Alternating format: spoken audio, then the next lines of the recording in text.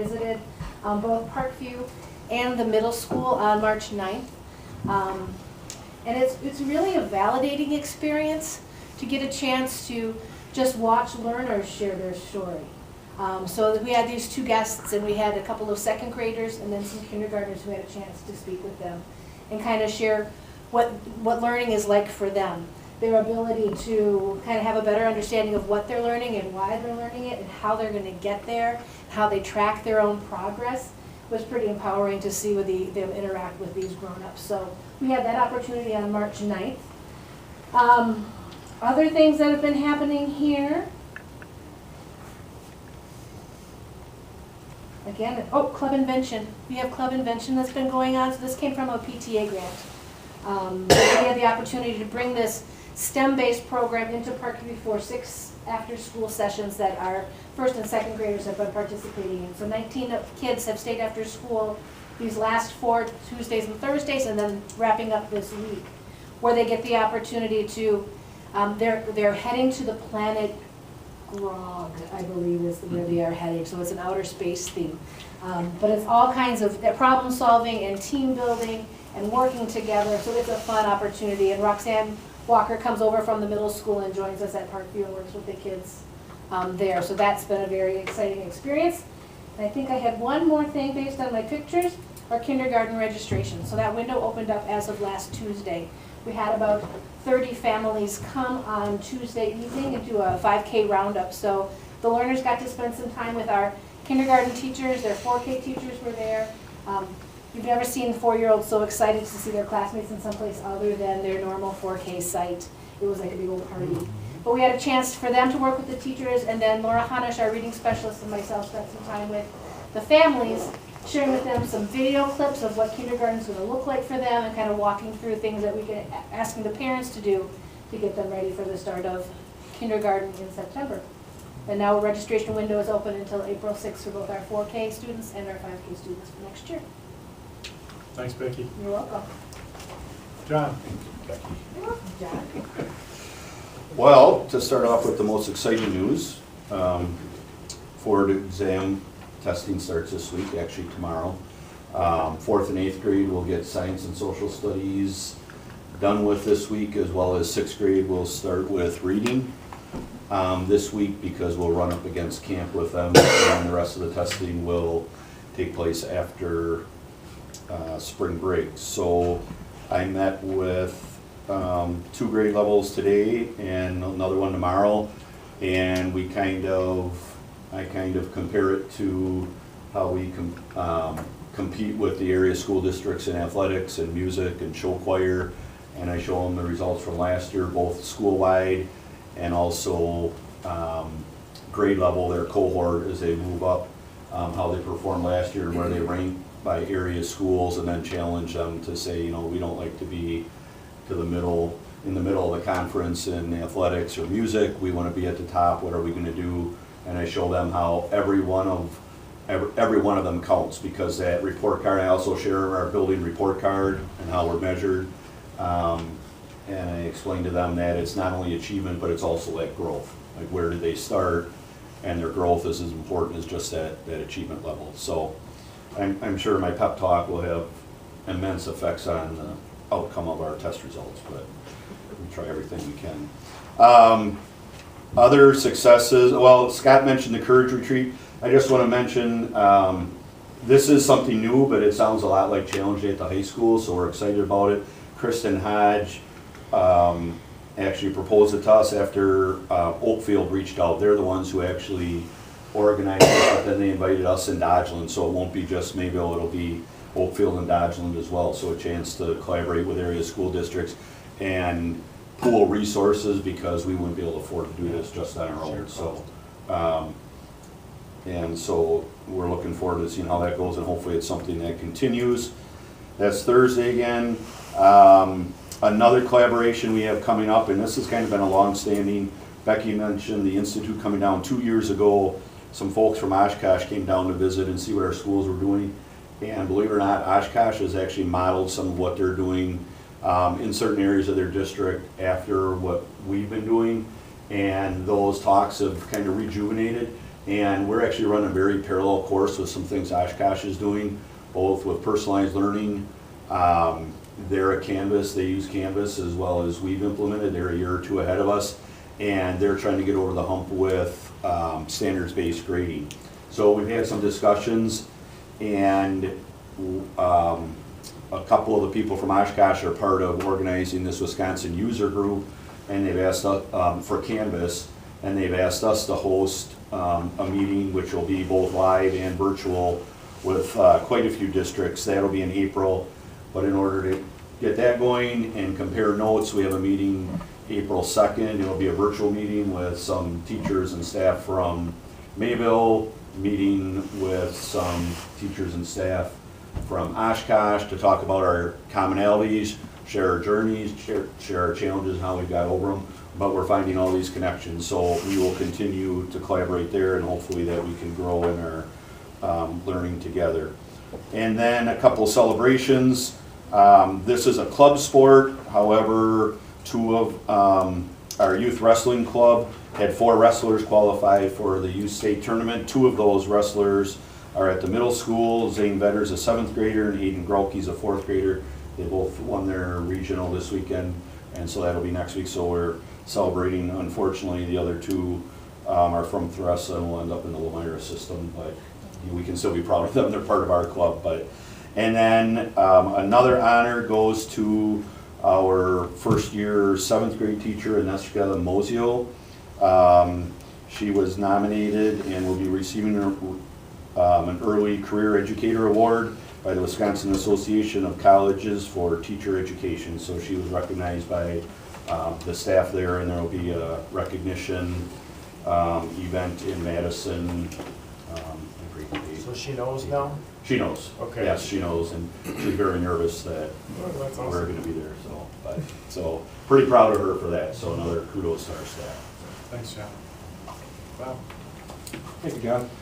At the high school, we're doing some testing as well. We just finished the ACT and work keys. We do have makeup for ACT and work keys tomorrow and Wednesday. And also this week, we'll be doing the civics test, which is a required graduation requirement from DPI.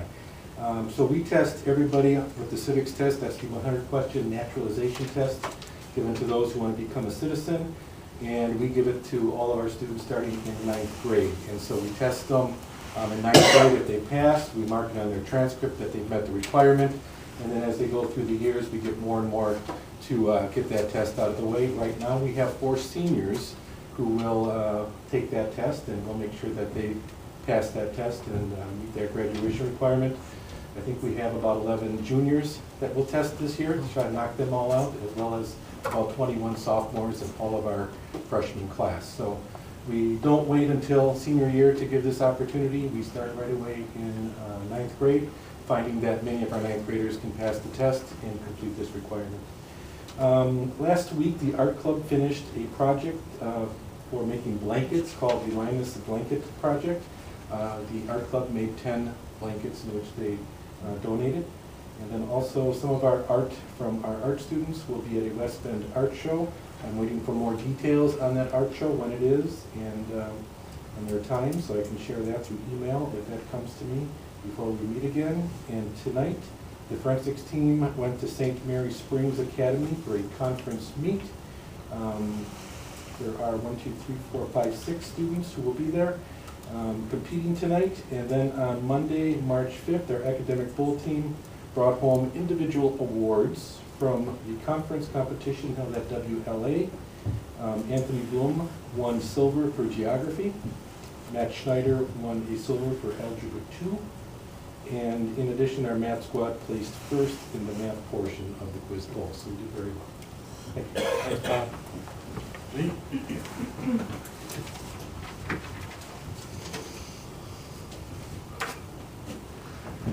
Just a couple items, piggyback on what Bob had shared.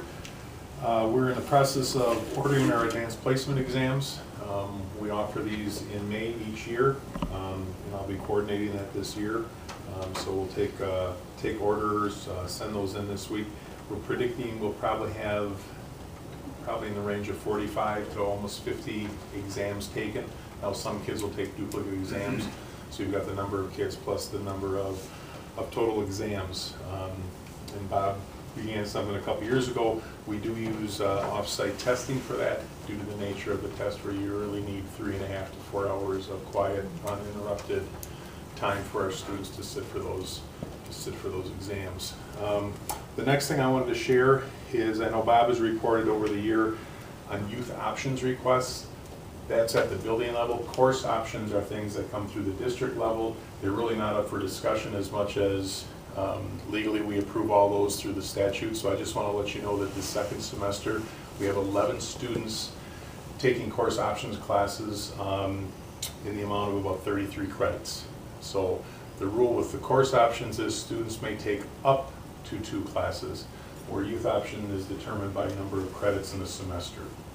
2 different programs that run parallel. Same purpose is to give kids in high school the ability to take college level coursework. Okay. Then the last thing I want to share with you is that Wednesday of this week, myself and a few area special ed directors are meeting. We are considering forming a PIES lab. And what a PIES lab is Practical Assessment Exploration System. And that's a fancy term for the creation of a training center for students with disabilities. And specifically, we determine one of 5 areas where a student may be trained, then assessed, then we build job skills around that, students' interests, aptitudes, behaviors, and things like that. And it's a very systematic way of doing things. And I liken it kind of to a storefront, where it's an actual training center off-site, where we and other districts would share the same site, because it is cost prohibitive to do it in one location and say it's only the Mayville site. So what we're looking at doing is forming a PIES lab in the southern portion of CISA, which would include Hartford, Eustisford, ourselves, Lamira, Horicon, and then we would share the site. The site hasn't been determined yet, nor has the total cost, so we are pursuing some grant monies. But it's really taking what we currently do with all students and giving our students with disabilities specific hands-on training in their area of aptitude and interest. So I'll report back in a month and we'll let you know if we're going to pursue this or not. Sounds like a great opportunity. Thank you. Thanks, Ron. Yep. Ryan's hanging out so you can do a recording. There he is. He's hiding there. All right, so I gave you a handout before the meeting started. Scott has a digital copy if he wants to pull it up. I'll just go over some stuff relating to the 2018-19 budget, and then kind of how we're looking on the 17-18 performance and what the plans are for the next 6 weeks or so. Currently in Skyward and Baird, we have a budget that is basically balanced at this point. Having them both reflect the same numbers is nice, because Skyward gets more in-depth because they have more account numbers, where Baird just rolls everything up. So once we change any open enrollment or head count numbers in Baird, it's nice to look in there. Skyward gives you that better detail. So I have it broken out kind of by different areas. The first one is employee pay and benefits. Right now we have the advised CPI rate from the Wisconsin Employment Relations Commission. It's in there at 2.13%. Last year CPI was 1.26%. We have a health insurance increase in at 8%. A dental increase at 3%. Those were numbers that we were quoted by Associated sometime last fall. We were meeting with them this week to get more concrete numbers on where everything is at. Hey, throw some notes. So we're in the second year of an employee benefits advisory committee working with Associated Bank. So that's Associated, I didn't say that right, they're not Associated Bank. They're Associated Financial Group, AFG.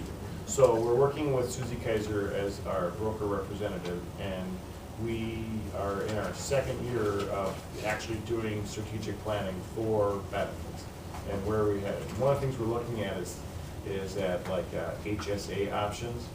But you have, when you look at that, you have to have your eyes wide open. When you make a change, it has a big impact on the prescription plan. You can't have an HSA and a prescription plan. So you don't just jump around making changes to employee benefits. So we are going to be having that conversation tomorrow. And right now, these increases are tentative. We have yet to see them. So the actual real numbers coming in. but that's what's been saved in the budget. Yep. And once those are known, we'll update them immediately, so we know where we're at. There's no change in the WRS rate in the current budget at 6.7% right now. That goes through December 31st, and then January 1st, there's a new rate. We don't get that rate until June. Typically, it's been 6.6 to 6.8%. Building related items right now are building maintenance project costs. We have them in there at the same level as we did for this current fiscal year. The dollars by building aren't specifically earmarked for projects. That's the kind of the next step that we're going to be looking into. But right now, the dollar amount is in at the same level. Obviously, the referendum impacts certain things that you maybe want to do or you don't need to. The utility figures that we have in are based on calculating a year-end forecast and then budgeting a slight increase up from there. Those numbers we'll just keep monitoring, especially after June and July when final numbers are in. We'll see if the numbers we have plugged in there are off basis at all, if there was a jump in late winter and spring costs on the utilities.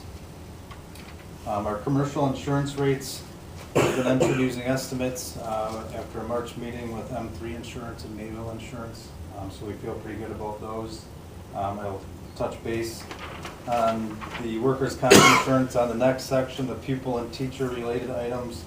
Right now, the budget requests have been received from all administrators and directors. We've actually had them in for quite some time, so they've had an opportunity to check with teachers if there's any specific needs they have that might influence the budget one way or the other. We have enrollment projection figures. We continue to review them. They're in the financial models, and we update them in Skyward, Baird, and on the DPI revenue worksheet. We check that to make sure we have the most recent model that DPI's put out. I do have the figures we have written down right now are, we have a drop in 25 in the head count and 25 in the membership. It's about a 2.6% decrease, so we're still catching that declining enrollment. If that goes back up, the declining enrollment will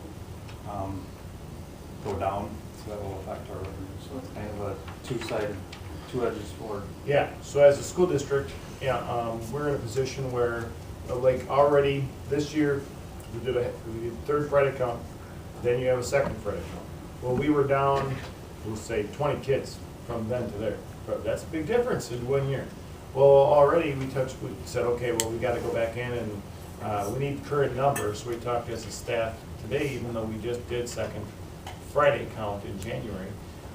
We have an additional 11 students in the school district, even with the ins and outs. The society is very fluid now, is the thing. So we're down 20, now we're up 11, now we're down 12. Well, that's relatively stable. But if you look at the names of kids in the schools, big changes have occurred there, you know. So for us, we're in a position where this is solid. We look solid. Okay, we're good. But if we get more kids, we actually lose declining enrollment exemption and hold harmless, which means we have less money now. So, okay, and we don't want to shrink more. That would not fit the strategic plan, right? The goal is to increase enrollment as you work on that. So if we do shrink more, that actually comes with more money in the short run. So go figure. So we're in this tight place here where stable enrollment, hey, got that. Increase enrollment, actually that'll put us in a tough position, staffing wise. And I guess it's a good problem to have. Wouldn't that would be a good challenge? But no matter what, we have it.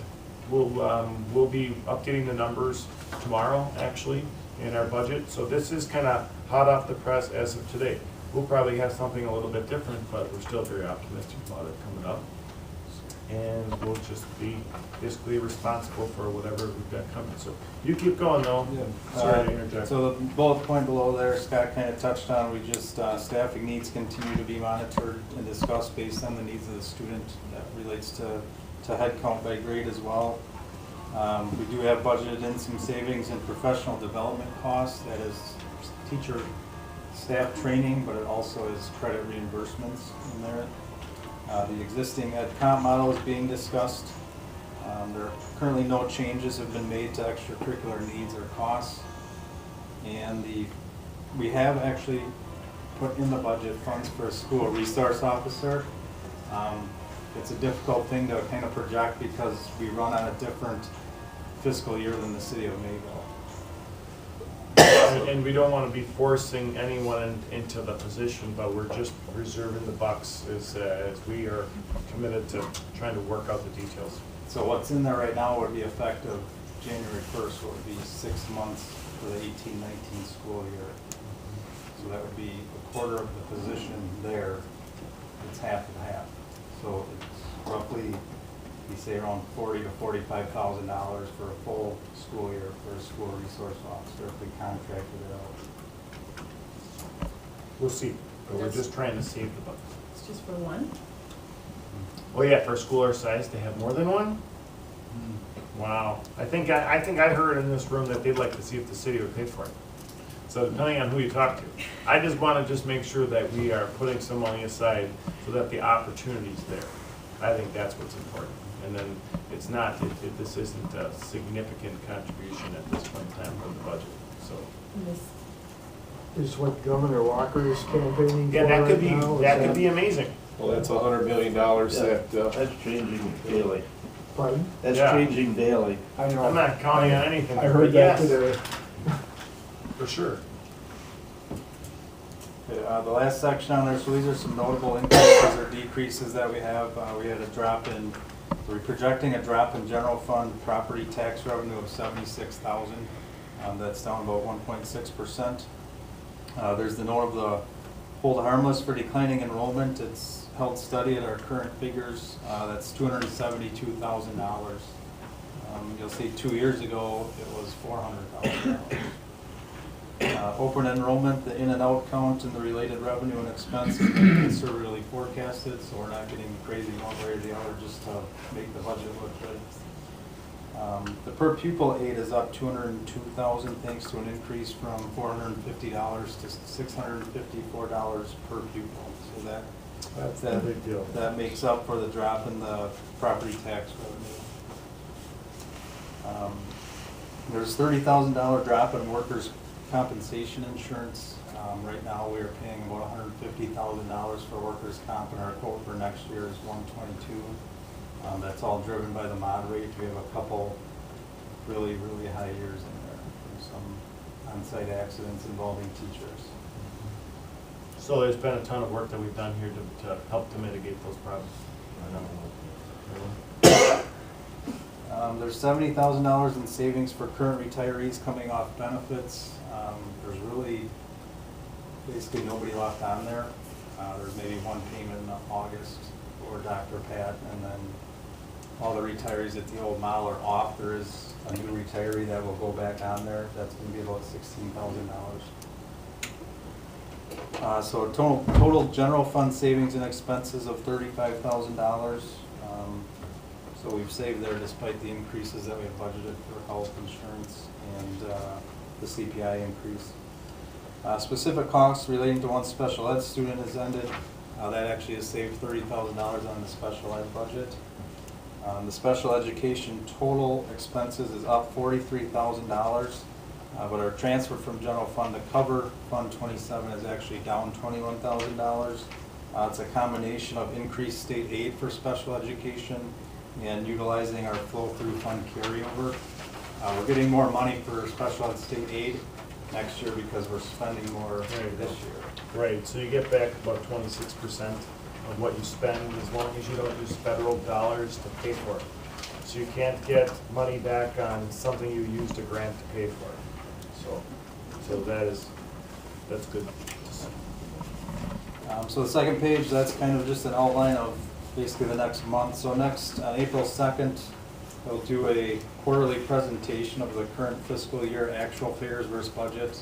It might not necessarily have every charge in there for 9 months because the meeting is April 2nd, so if there are bills in transit or that haven't been posted yet, it won't be exact, but that'll be the 9-month figures, the same report I gave, I think, 2 or 3 months ago.